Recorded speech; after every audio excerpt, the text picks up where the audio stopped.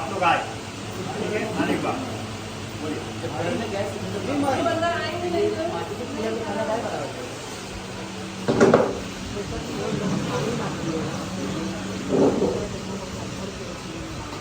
इतना समझौला के बाद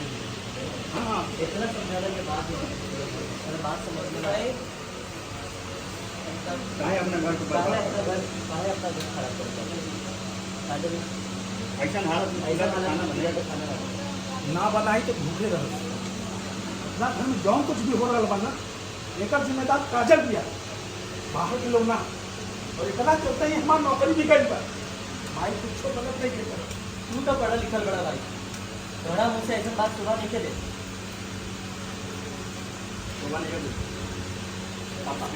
तू लोग आपस में लड़ाई करी बंद करा लो। पापा इधर आए, काजल ही घर के सदस्य भी है।